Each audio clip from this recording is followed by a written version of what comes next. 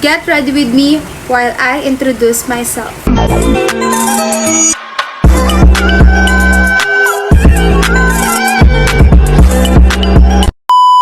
So, ang ang rules ng Get Ready With Me na to is, ng game is, every one question is magkakaroon ng one step sa makeup. Okay? Bro. So, my real full name is Nicole D. Tupas. Well, yes. Wala na po akong second name. Sabi niya lang talaga sa akin, nakuha niya daw yun sa isang palabas. Tapos, okay na. Di ba lang sila nag-isip ng second name ko? At Nicole Tupas lang daw talaga yung pinangalan nila sa akin. Para, sabi ng nanay ko, para hindi na yun siya mahirapan, ganun. Next is foundation, guys. Ano nga ba ang age ko? My age is 18. Nag-turn ako ng 18 nung September 9. So, bali September 9 po ang birthday ko. September 9, 2025. Well, debut ko nung October 5. October 5 yung ginanap yung debut ko kasi ayokong saktong birthday ko yung celebration. Next is concealer. Magko-conceal na ako, guys. And ang makeup ko pala, guys, is parang magiging smoky eye lang. Kaya sa eyes tayo masyadong magfocus. Next is ilan kaming magkakapatid o ilan ako sa magkakapatid. 4 kaming magkakapatid, babae yung una, sumunod is yung lalaki, and sumunod yung babae, then ako na. So, bale, bunso ako. Mag-focus na tayo sa mata kasi smoky eye nga siya. Kaya gagawin natin smoky to. So, next question is, what are my talents? So, ang talent ko po ay, ang talent ko is, sumasayaw po ako. Then, nagme-majorette din po ako. After kong mag-majorette is, syempre, nagmo-model din po ako. Well, isa-isahin natin kung paano ako napunta doon sa field na yun. Well, first of all, natuto akong sumayaw dahil gusto ko mag-explore sa lahat ng bagay and alam ko sa sarili ko na kayang-kaya ko yung dance kaya sinubukan ko talaga siya agad. So, tinry ko siya. After nun, napunta naman ako sa majorette. Nag-majorette ako nung grade 6 ako sa school namin. Then, tinuloy-tuloy ko na siya. Nagkaroon ng banda na yung napunta sa fiestahan. Sumali ako doon. After ko sumali doon, nag-model na ako.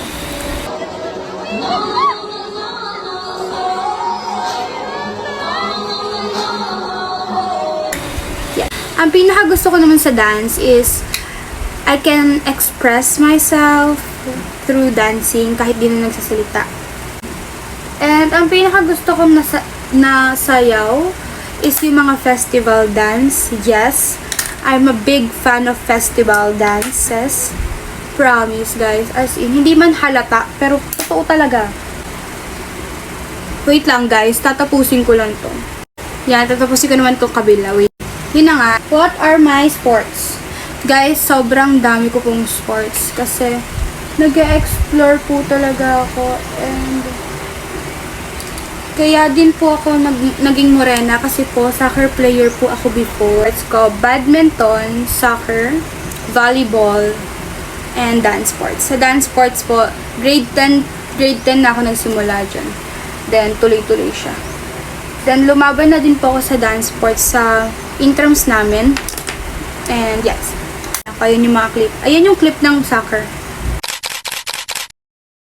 And, ito naman po yung clip ng volleyball.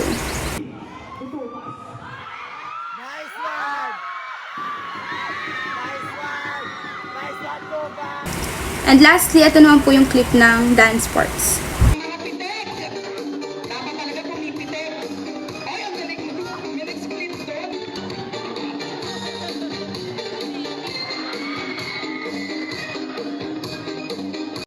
Sa badminton, kaya ko lang gumanong-ganon. Ayan, so brown-brown lang yung aking...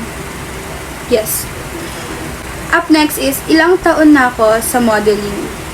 Wow, kala mo sobrang OA. Ito. Pero, 1 year pa lang ako sa modeling ngayon.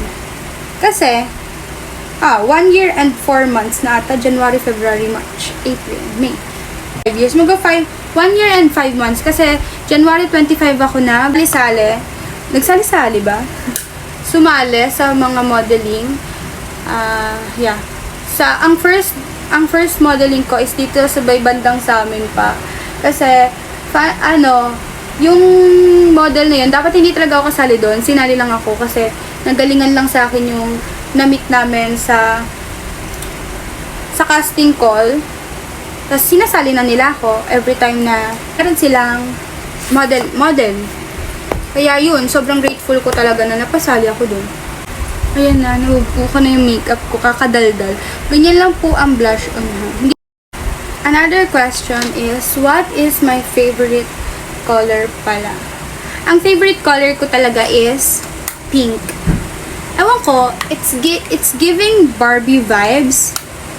And sobrang love ko talaga kasi ang Barbie, guys. Hindi ko alam kung bakit, pero nagustuhan ko talaga ang Barbie. Ay, atake siya. Aura siya.